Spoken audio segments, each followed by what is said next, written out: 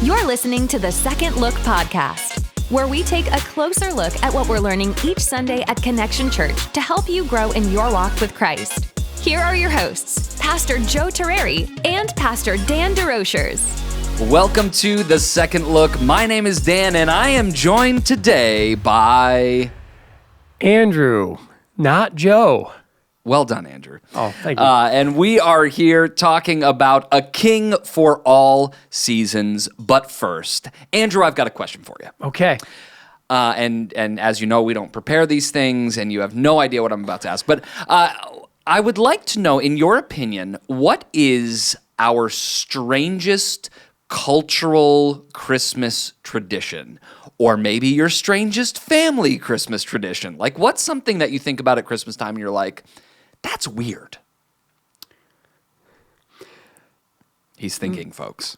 My daughters put on the ornaments on the tree every year. Yep. And we heard one family said they hide a pickle in the tree, and the person who finds the pickle gets an extra gift. Oh. Somehow, we have received a pickle ornament, and my daughter Sophia said, I'm going to put it in the tree, and you guys will have to find it. And as I was trying to water my tree that is slowly dying, actually, not that slowly. actually completely dying, the needles fall off whenever you touch it. So make sure you get a fresh cut Christmas tree next time. That's the advice I have to give to myself. Yeah, when I was watering it and killing it at the same time because I was touching the branches, so it basically loses everything. I found the pickle, and so I'm going to rehide it. And I'm not actually sure what the extra Christmas gift is, maybe a candy cane. But that is the strangest tradition that our family has, and maybe whoever gave it to us, thank you. I'm not sure. It's got to be a thing, right? The Christmas pickle. I don't know. I don't know if I've ever heard of that before.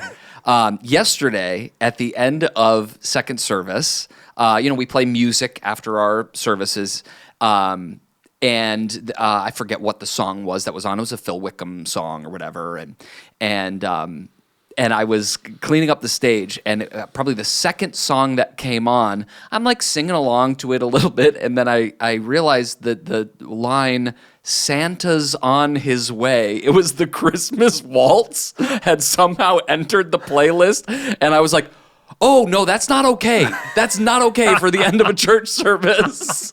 And so where's the quality control department? I looked over. Pastor Tim was turning off one of the cameras. I was like, Tim, we got to get this song removed right now.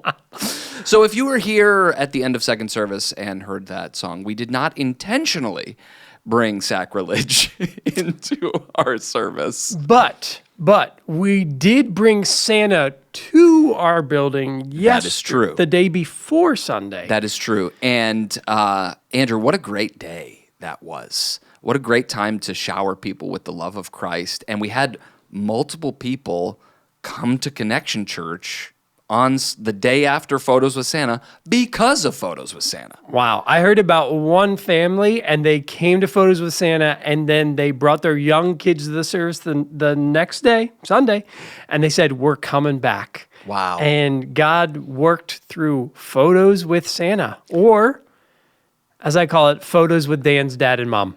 In case you didn't know, my parents are Santa and Mrs. Claus. Well, it's so funny, God works through Photos with Santa, right? Through a tangential part of the Christmas season that certainly in 2022 is not necessarily directly connected with the gospel of Jesus and with the true Christmas story.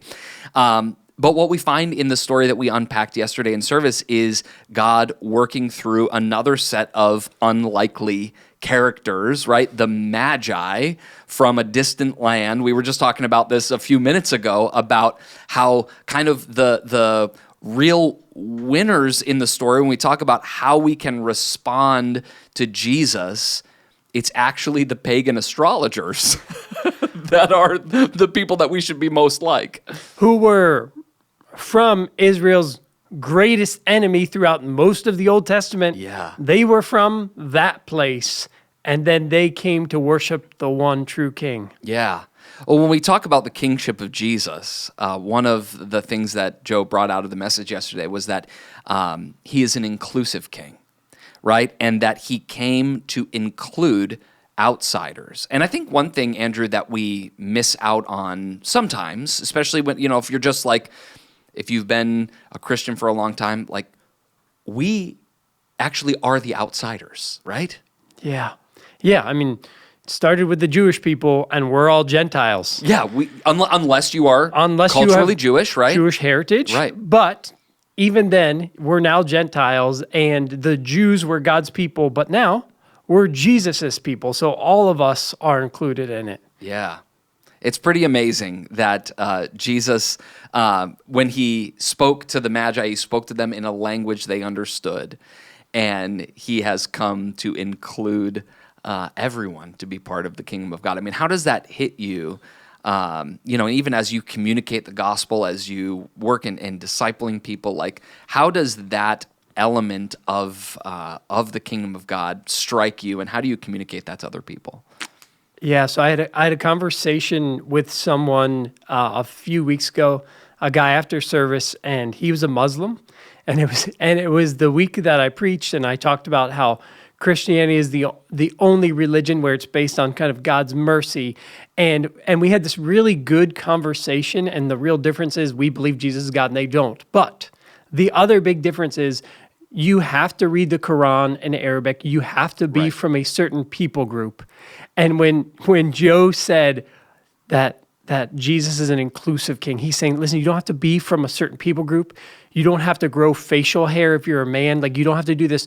You can come from anywhere and come to know Jesus. And one of my favorite parts of Joe's sermon was when he talked about how Jesus loves this country, and he loves Iran, and he loves places in Africa and everywhere else. Yeah. And Dan, I was actually thinking, you as a missionary, like, kind of get that more than many of us. Well, there are incredible examples of the move of God in so many places around the world. And I would say there are a lot of places around the world that God is moving in a more obvious and more powerful way than here. Like, the United States is not the epicenter of spirituality no at all. And, we served in Europe, and I would say there are many places in Europe where the obviousness of a spiritual move is even less than here, and there are places where it is much, much more. There was a guy that I met him in Rotterdam, the Netherlands, but he was a leader in the Kurdish church. So Kurdistan, right, is not, it's not actually a geopolitical country. It kind of has its roots between Iraq, Iran, different places in there. It's a people group, though. And he has a church of over 40,000 people that he communicates with digitally because they're all displaced, they're underground, and there's just an incredible move of God. And you mentioned Muslims, and there are thousands of examples of Muslims being visited in dreams by a man in white. Yeah. And this is Jesus. And Jesus, just like the Magi, Jesus is speaking to them in language they understand. And so there's another friend of mine who runs, his ministry is actually an online ministry where he runs ads in different places in the Arab world, and these ads are asking the question, have you been visited by the man in white? Did you have a dream about, and he runs these Google ads for people to be able to, as they're searching, like, who is the man in white? Like, what does this dream mean? And he's able to present the gospel for them in that way. Wow. Dan, we actually have a lady in our church she's originally from Africa, and she was a Muslim. And the way she became a follower of Jesus, she was invited by someone to church, but then Jesus showed up to her not once, but twice. Wow. And she turned her life over to Christ. And some people ask, like, what about those people who have never heard about Jesus? Like, what happens? And here's the best news is, Jesus actually is coming to many of them without without anyone else, Jesus is coming to them and finding them. And I think when we see that Jesus is an inclusive God, it helps us have bigger hearts for everyone. And it's so easy to get focused just on our little slice or our lives, but to pray for people who are far from Jesus, not just our friends, but people around the world. Yeah.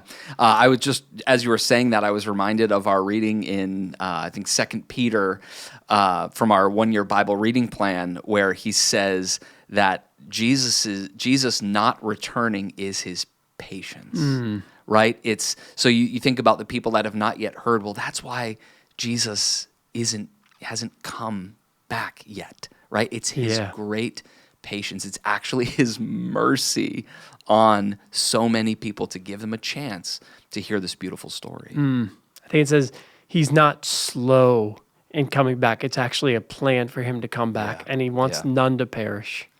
One of the other things about the kingship of Jesus is that he is humble. And humility is, I think, maybe something that many people would aspire to be humble, right? I don't know that people would say, no, I'd rather be prideful. But Andrew, why is pride one of those things that we as humans struggle with so much?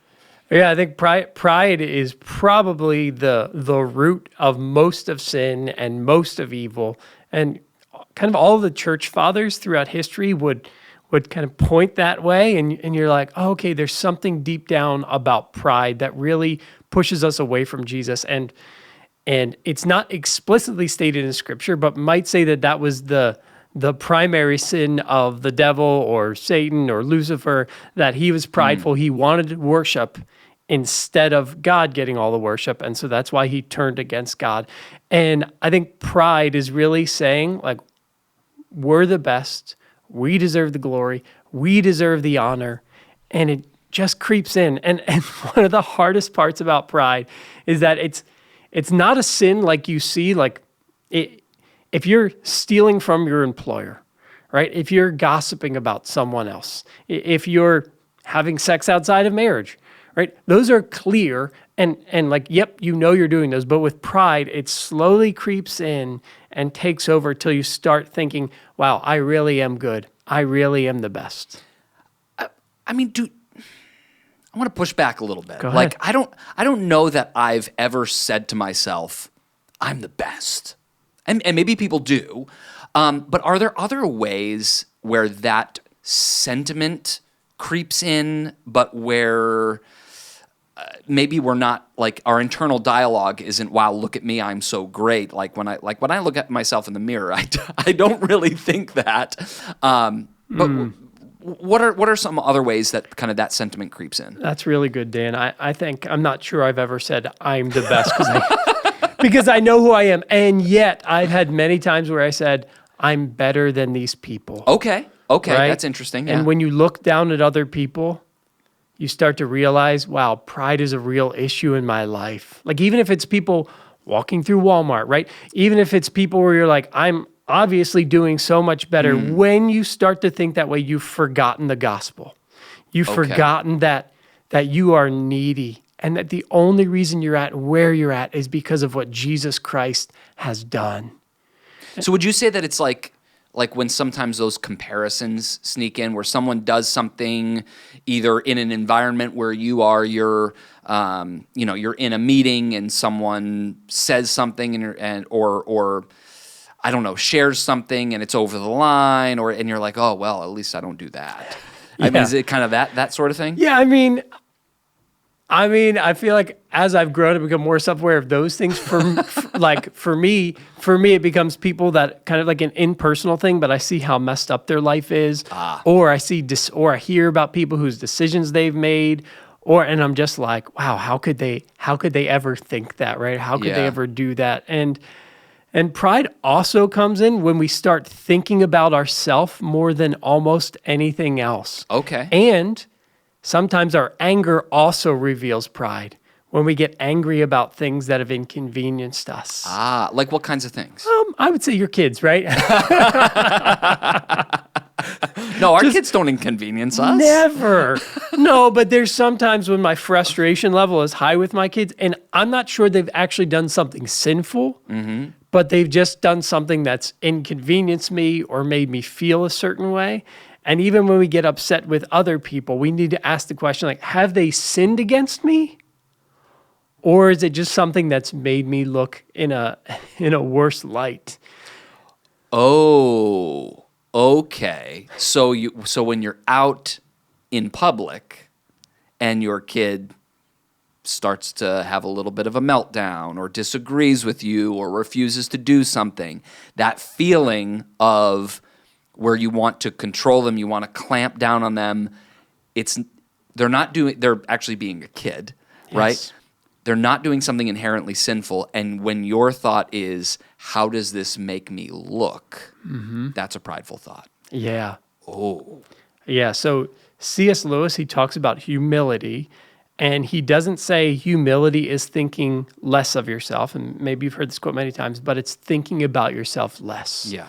And that's what real humility is. And when you think about yourself less, it's not just, hey, I need to put my stuff down. You're actually thinking about others more. Yeah. And how can I love them? And how do they need to be served? And what could I say right now that would be a blessing in their life or to them? Or like how can I make my life more about Jesus and less about getting my wants met? Because most of us have our needs met. Yeah. Yeah. So how do we respond in a moment like that where we are feeling that feeling? And my kind of aside is it pride to feel that feeling, or is it our response that we're responsible for? What do we do to be more like Jesus in this fictitious but ever-present moment where our kids are doing something around public? Yeah, so I think when we make it, let's say you're, I was like walking around the outlets. I don't know why. That's one of my favorites. I don't even walk around the outlets that much, but that's just like, we don't go to the mall. I'm not really in grocery stores that much. Like my wife, she would be like, in the grocery store, the kid did this. And I'm like, that sounds horrible. But like walking around the outlets, then I really need to start thinking about when I start to sense like, oh, this is embarrassing.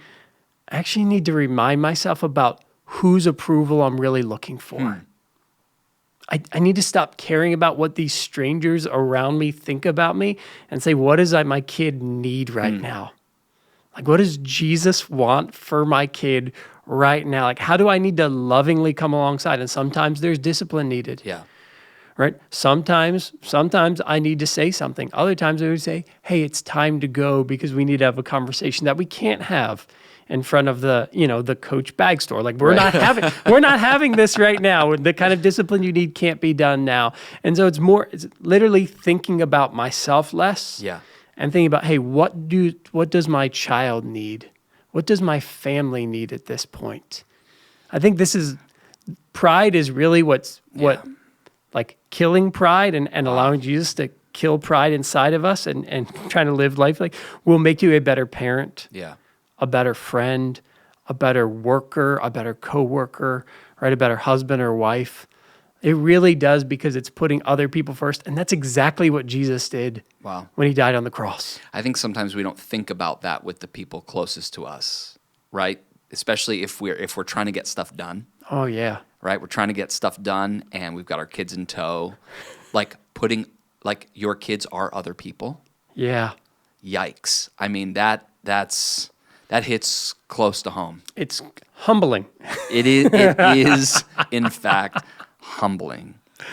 And, we look at Jesus, he's gentle, he's compassionate, he cares for the broken.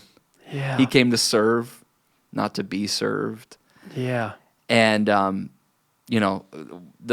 kind of three last points that Joe made, we can respond like Herod with hostility. Right, who said, "Oh yeah, go find this king so I can worship him. I'm not going to take the 5-mile walk." Actually wanting to kill him, right? We can respond like the religious, and maybe that could be unpacked a little bit more, right? These people that had paid close attention to the 300 prophecies. Dan, it's crazy to me. all of the Jewish people are waiting for this Messiah because they think the Messiah, not because they think he's going to save them from their sins, but because he's going to save them from the Roman oppressors. Who Herod is actually part of that, right? He's like a puppet for the Roman government. And this Messiah is supposed to like come along and kind of just like wipe out the Romans and elevate Israel. And they're not excited at all. They're completely indifferent, right? Yeah, they're like, and maybe they've been disappointed so many times, right? Like, let's give them benefit of the doubt. There are a lot of false messiahs who showed up who didn't do it, but they're not excited at all. They should have been like, hey, can we come with you? Right. We want to see this child. We want to see what God is going to do. And yet they were like, nope, we're good here. That's wild. And so they were indifferent, but the Magi worshiped. And that should be our response, right? To worship. Yeah. And so this Christmas season, can we respond with worship? What does that look like for you? I think trying to remind myself out of all of the Christmas music, which I've talked about with my family before, right? All of the Christmas music, which is fun, the amount of presents that some people do, and also shopping for presents for other people and trying to make sure you get to the, what parties do we have to go to? And there's so many things about Christmas that actually aren't about the real Christmas. They're not about the real Christmas. So in our house, we have a Jesse tree book that's like a 3D tree that you put little ornaments on, but you read a story about someone in the line of Jesus every night leading up to Christmas. And we're just trying to remind ourselves. And last night we read about Rahab the prostitute, who was the great-great-grandmother of King David. Wow. And it's like, this prostitute, she was in the line of Jesus. It's like, how amazing is God? How gracious is God? So we do the Jesse tree, and we try to make Christmas about Jesus. And I try to push my kids to music that's not just Mariah Carey.